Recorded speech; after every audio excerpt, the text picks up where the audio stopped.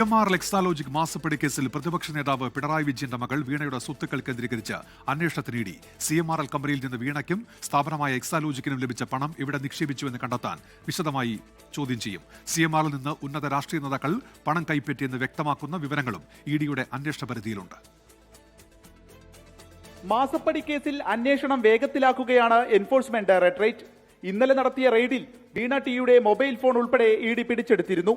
കോടതിയുടെ അനുമതിയോടെ ഇത് വിശദമായ ശാസ്ത്രീയ പരിശോധനയ്ക്ക് നൽകും. കൂടുതൽ രേഖകൾ കണ്ടെത്തുകയാണ് ലക്ഷ്യം. വീണയുടെ സ്വത്തുക്കളിലേക്കും അന്വേഷണം വ്യാപിപ്പിച്ചു. CMRൽ നിന്ന് ലഭിച്ച 2,78,00,000 രൂപ പ്രൊസീഡ് ഓഫ് ക്രൈമിന്റെ ഭാഗമാണ്. ഇത് എവിടെ നിക്ഷേപിച്ചുവെന്ന് കണ്ടെത്തണമെന്നും ഇഡി.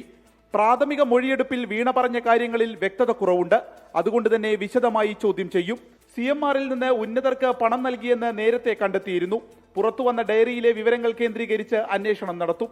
ഇന്നലെ ഇഡി ഇറക്കിയ വാർത്താക്കുറിപ്പിലും CMRൽ നിന്ന് കൈക്കൂലിയായി പണം കൈപ്പറ്റിയ കൂടുതൽ ആളുകളിലേക്ക് അന്വേഷണം നീളുമെന്ന് അറിയിച്ചിരുന്നു. പ്രമുഖ രാഷ്ട്രീയ നേതാക്കൾ ഇതിൽ ഉൾപ്പെട്ടിട്ടുണ്ടെന്നാണ് സൂചന. അതേസമയം തിരുവനന്തപുരത്ത് ഉദ്യോഗസ്ഥർക്ക് നേരെ അക്രമമുണ്ടായ പശ്ചാത്തലത്തിൽ കൊച്ചി ഇഡി ഓഫീസിന് കനത്ത സുരക്ഷ ഏർപ്പെടുത്തി. 25ഓളം പോലീസ് ഉദ്യോഗസ്ഥരാണ് സുരക്ഷ ഒരുക്കുന്നത്. 24 കൊച്ചി.